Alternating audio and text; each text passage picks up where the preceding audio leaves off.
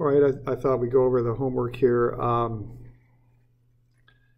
So here's the first problem there. I think it's 351 if I remember right.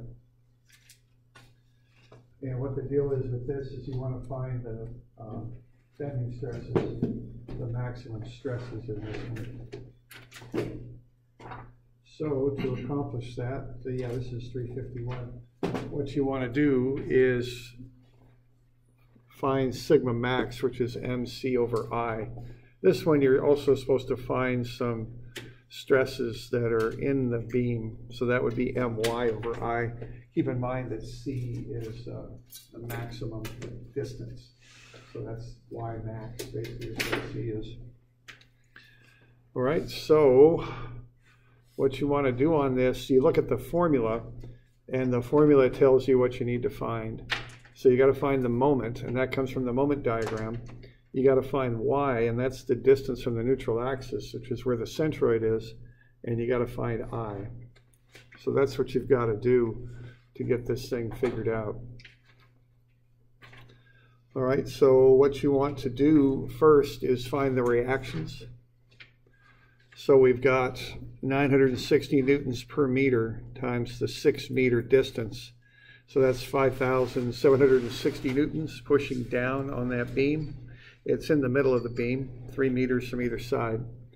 So if you go moments about B, you got that force times the offset distance. It's negative because it's clockwise.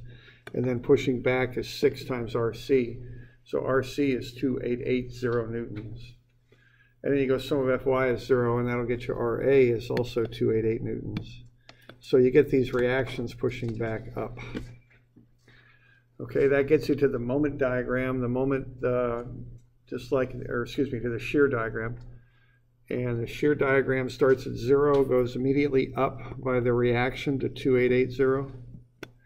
And then it drops by an amount equal to the area under the loading diagram, which is 5760. Okay. So if you're at 2880 and you take away the area under that loading diagram, the 5760, you end up at negative 2880, which is over here. And then the reaction on the right pushes it back up to 0. So there's the shear diagram, which are 2 triangles basically. All right. Now it's symmetrical, so the shear diagram is going to zero out at 3 meters. But if you wanted to actually check that, what you could do is take the starting value, the 2880. Space is a little tight here, so 2880, and then divide that by the slope. Okay, and that would tell you how far you got to go over before you hit 0. So if you're at 2880 and you're dropping 960 newtons for every meter of run, you'll hit 0 at 3 meters. Okay. So once you've got that, the next thing that you would do would be to find the area under the triangular load.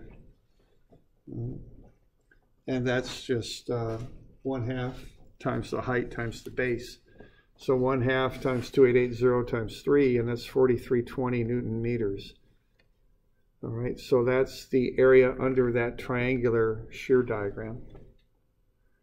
So that'll get you to the moment diagram. What happens here is you start at 0, and then you change by an amount equal to the area under the shear diagram. So that gets you up to 4320. And then on the other side, you've got an area of negative 4320. So that drops you back down to 0. So there's the shear diagram there, or excuse me, the moment diagram.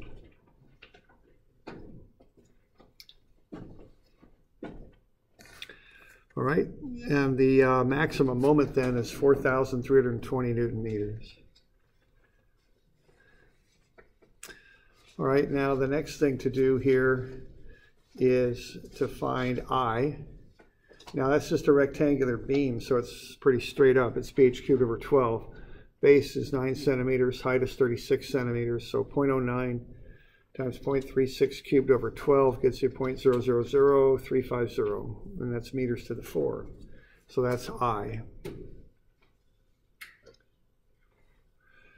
All right, and then the last thing you want would be the centroidal location, which for this beam is fairly easy just because it's a rectangular beam, 36 centimeters high. Well, you can find the centroid, it's in the middle, of course. So we got 18 centimeters above and 18 centimeters below, okay?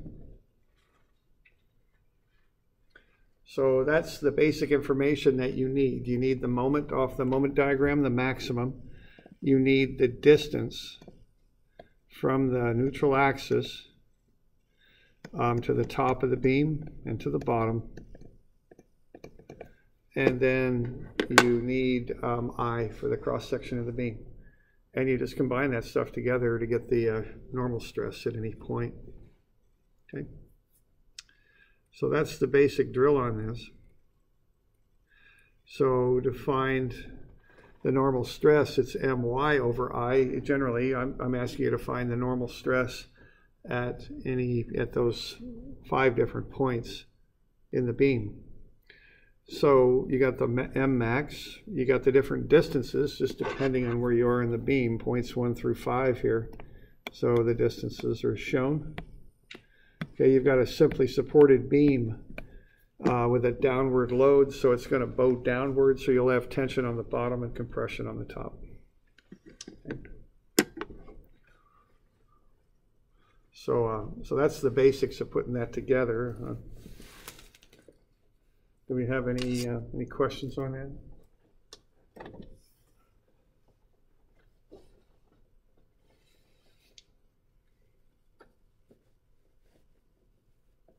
Doing okay? So on this stuff, on these problems here, the bending stress and the shear problems, just use the equation to find the stuff you need, that you need to fill in. So the bending stress problem is sigma is MC over I. So you got to find M, you got to find C, you got to find I. I mean, that's basically how that goes. Okay. All right.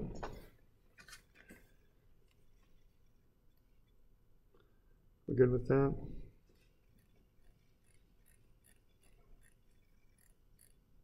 Okay.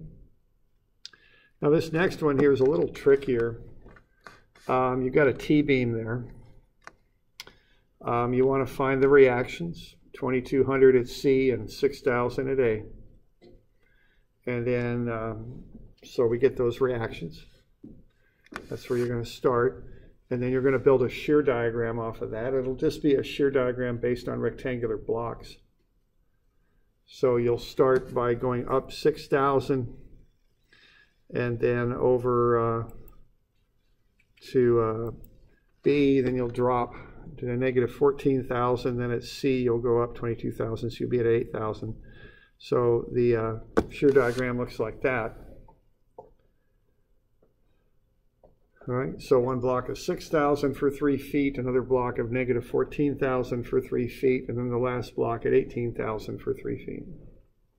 And that gets you to the moment diagram that you see. Now, the thing on this is this beam's a little bit trickier than the other one, in that it's got a section at B where the tension is on the bottom and the compression's on the top. But then it's got that overhang that bends it back the other way. So at C, you've got compression on the bottom and tension on the top. So you got to deal with that, okay? And then the other thing I'd point out here is you're in the English system. So in the English system, you want pounds and inches. So take those pound feet and get them into pound inches, okay?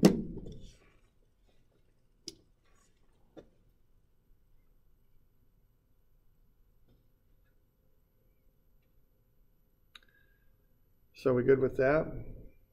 So you start with that, and that's that moment diagram. And that one's a little trickier because it goes up and down both. And so you've got to get the values at top and bottom of that.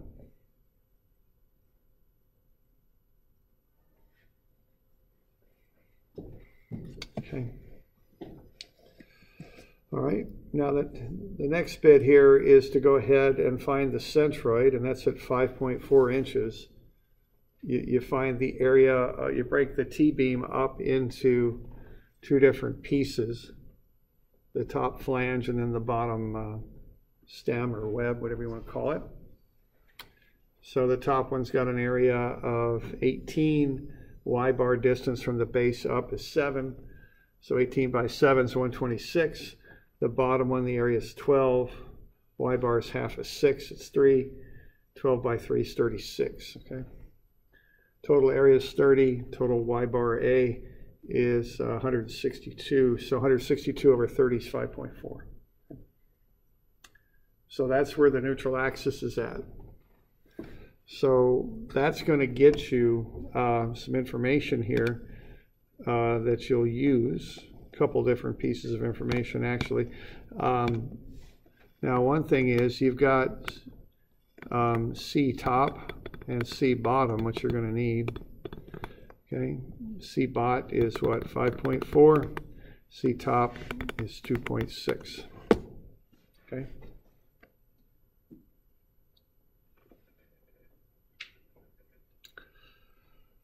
All right, you can also get the moment of inertia.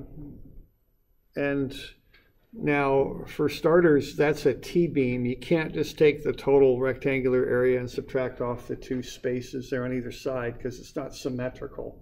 That trick I showed you for doing the shear, it only works if the beam's symmetrical, and T-beams aren't. So you've got to go through the whole BH cubed over 12 plus AD squared business on this one, okay? So I just used the two pieces, 1 and 2. Okay, so there's 1, and there's 2. And then I just take the base times the height cubed over 12 for each of them. Fine, I got the areas already, 18 and 12. Then I find the offset distances. So I'm at 5.4. That's where the neutral axis is. Okay, that's what this green line is right here. So I'm going to measure up to that centroid, and that's the difference between 7 and 5.4. It's 1.6. And then I'll measure down to this other centroid, which is it's just the difference between 5.4 and 3. So that's going down 2.4. So I take the area of each of those shapes times that offset distance squared. And then I add it to BH cubed over 12, and I get the total moment of inertia of each of the shapes. And then I add them to get 157.2 inches to the 4. Okay.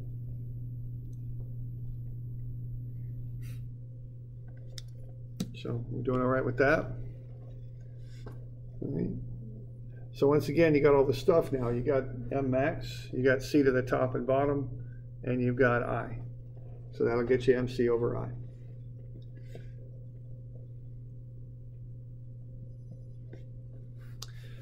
Now, what's going to complicate this just a little bit is you've got differing positions on this thing. Whoops. As I was saying, it bows down there at B and then bows back the other way at C. So you've got tension on the bottom, compression there, compression on the bottom, tension on the top there, okay? So you got to account for that. So what you're going to find is the two locations, B and C. So you've got the moment at B, it's 216,000. You've got I that would hold everywhere on the beam. I is just I for the cross section, it's 157.2. And then at B, the tension is on the bottom. So you use the 5.4 on that one. Compression's on the top, so you use 2.6 for that. At C, it switches. Tension's on the top there, so you use 2.6, and of course you got a different moment there too, 288,000 pound-inches. And then the compression is on the bottom at C. So you just got all those different numbers to be working with. I just, rather than trying to figure it out, beforehand, I just ran the stresses at B, top and bottom, and at C, top and bottom. And then just pick the biggest tension, which is at B, and the biggest compression, which is at C. Okay. That's how I looked at that.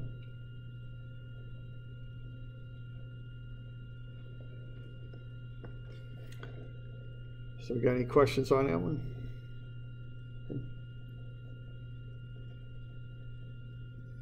Okay.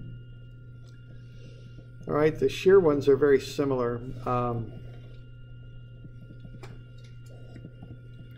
So the shear, the formula is VQ over IT.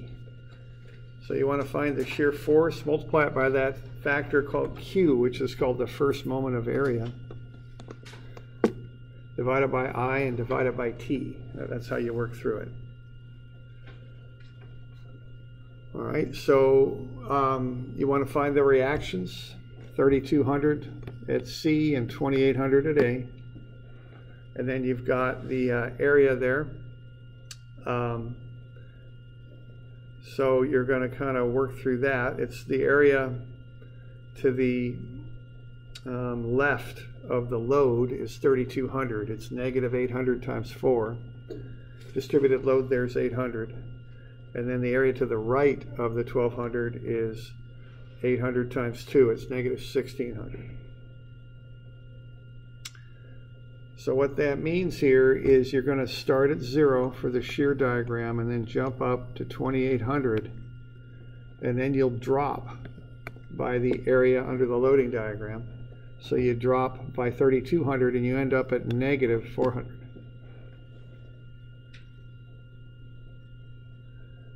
Then what you got is a load of 1,200, so that drops you down to negative 1,600. And then you drop by the rest of the area, 1,600 more, that gets you down to negative 3,200. And then the reaction pushes you back up to 0. Okay. So there's the shear diagram. Now we got a couple things to answer here. One is to find the shear at B. That's part 2. Okay, so at B you're at 2,800 and then you're dropping by 800 newtons per meter as you go to the right, and you go 2 meters. So that'll drop you 800 by 2. That's 1,600 that'll drop you. So you're at 1,200 at B. So VB is 1,200. Okay.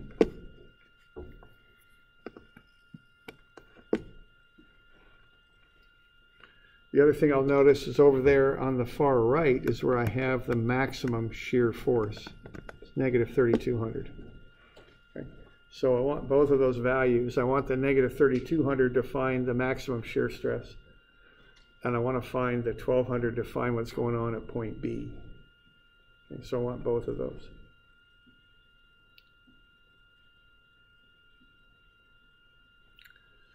Okay. Now the general shear formula is VQ over IT. So that's the shear force at a point times that factor Q divided by I divided by T. So for that I need to find I, and it's just a rectangular beam, so nothing too bad there. I got a 4 centimeter base and an 8 centimeter height. So I just go 0.04 times 0.08 cubed over 12. It's 1.71 times 10 to the minus 6 meters to the 4. The thickness there is 4 centimeters, 0.04 meters. And then I got my values for VB and Vmax. So what I got here so far is I got the V's that I might need. I can get the area easy enough. I got I and I got T. So I still need Q. Okay. So to get Q there, I'm going to do it for different locations on the beam. Okay. Now the A is the area that would shear off if it failed.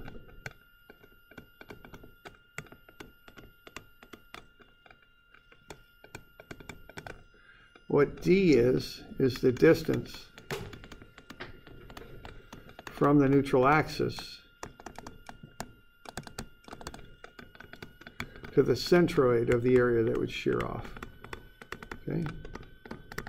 So I want to remember that stuff, because all I got on the formula sheet is that Q equals A times D. That's all I got. Okay, so I want to remember this stuff so I know how to calculate this. So if I start looking at these different points, I want to find the shear at those different locations. So point 1, there's no area up there that would shear off.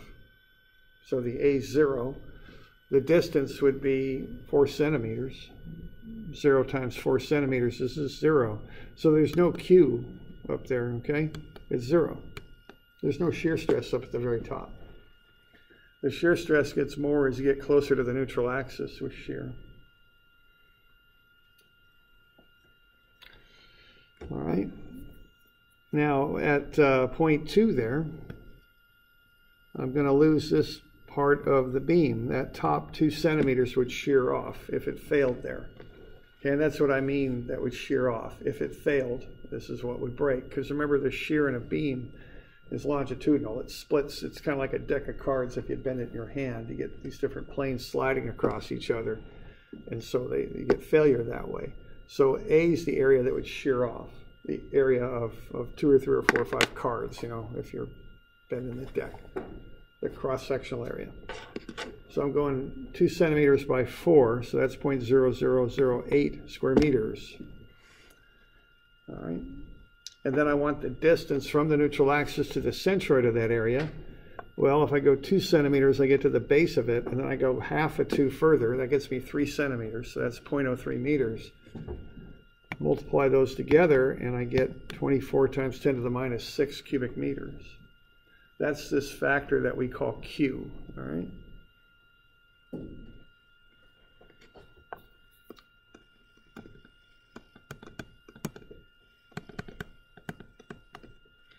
So Q1, Q2, Q3 is the same sort of thing. It's 4 by 4 centimeters, 0.0016. Half of 4 is 0.02 meters. Multiply them together and I get 32 times 10 to the minus 6. It's Q3.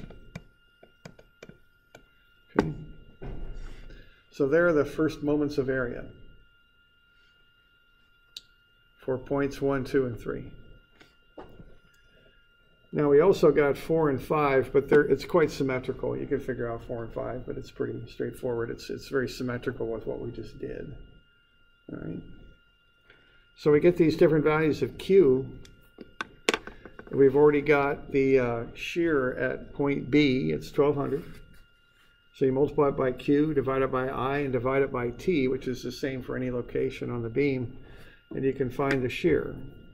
So it's 0 at the top at 1, 421, 875 at 2, 462, 500 at 3. Okay.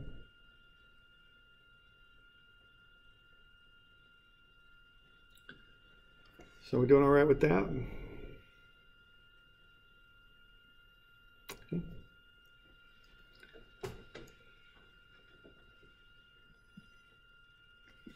Now the maximum shear in the beam is pretty easy. It's just 3V over 2A. That's all there is to it. So, but the one thing is you want V max. V max is over there at C. It's the shear right at C. It's 3,200 newtons. So you multiply that by 3 and just divide it by the area of the beam. Another way to think of tau max is it's 3 over 2, which is 1.5. V max over A is just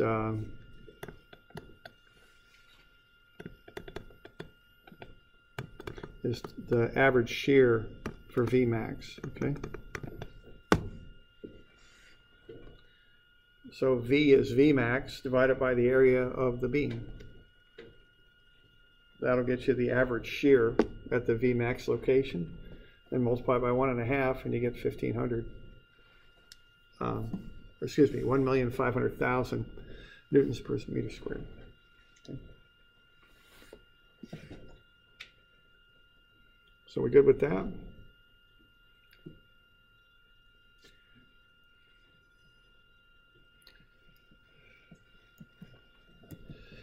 All right. Okay, the next one is quite a bit like it. It's 362, so you could kind of work through that. It's quite similar. Okay. similar problem. And then the last one is 371. Okay, we want to find the force caused by shear in each screw there.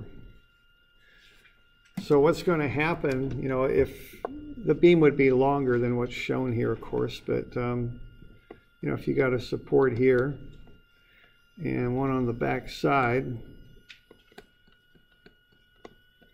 and then you load this thing up, it's going to bend. So what it's going to do, it's going to, you know, I'm exaggerating it quite a bit. I'm not showing all the flanges because that'll take me a while to draw it, but basically it bows down like that. And see, what's going to happen is the different planes in that beam, they don't want to stay in that nice right angle shape over here. This one wants to slide out a little bit. That top board wants to slide out. The board on the bottom wants to slide in. That's what's happening, okay? So that builds up shear, okay? That's what it does. That top board wants to slide across the big web there. And that's going to put force on that nail. That nail's going to have to hold those things together so that doesn't happen. That's a shear problem there, okay? So you approach it like a shear problem with one exception. See, if it was a complete shear problem, what the deal would be is you would find VQ over IT.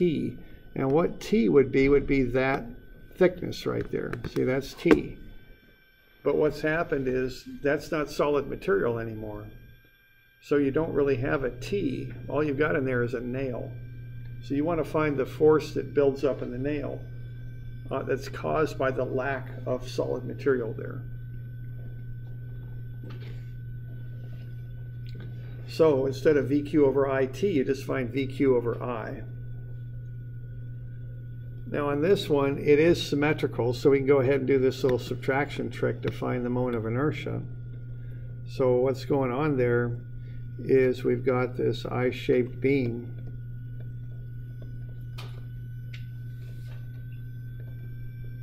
Something like that, and it's got 24 centimeter base, and then it's got a height of 18 centimeters, but then it's got cutouts in it. Okay. So it's got a cutout there. It's got one over here. Okay.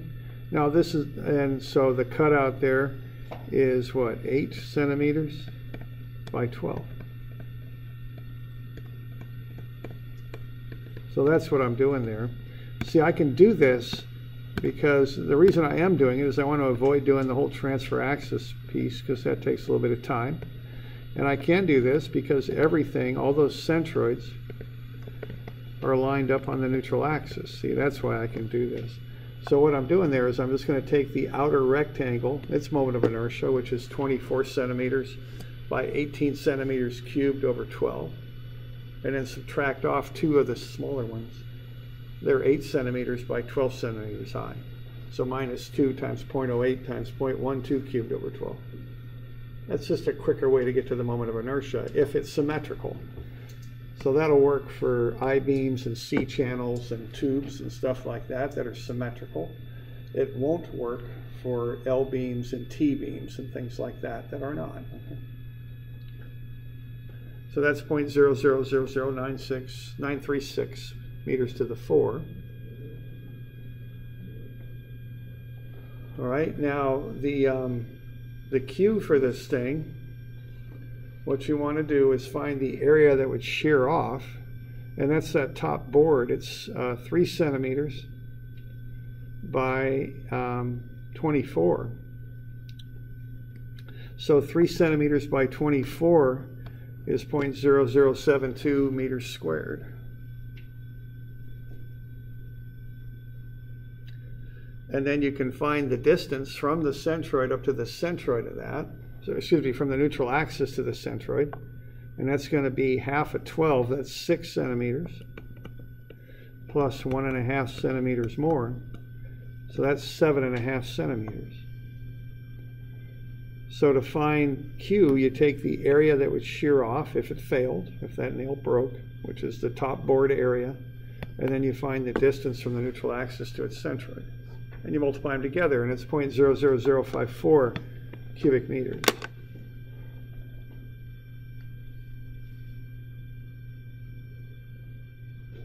Okay.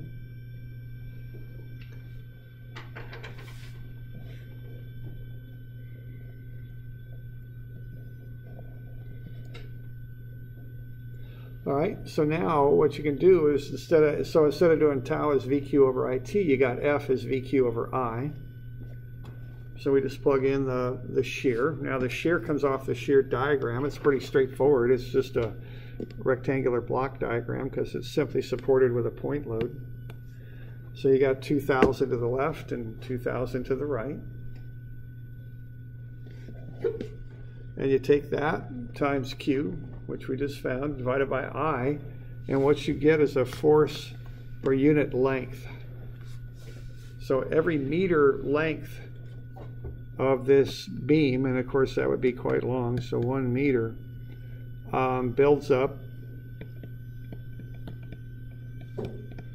11,540 newtons on account of that bowing that the beam undergoes. So if you put a nail or the screw every meter, it would build up 11,540 newtons in it. But we're only going 6 centimeters, so we take the force per unit length, multiply it by the offset of the screws, 6 centimeters, 0.06 meters, you get 692 newtons that builds up in each screw.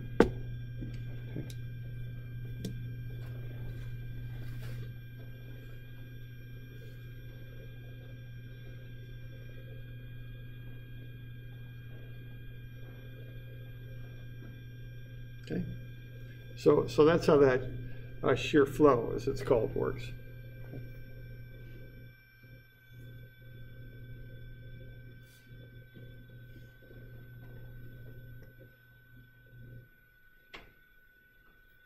So we're doing all right with that?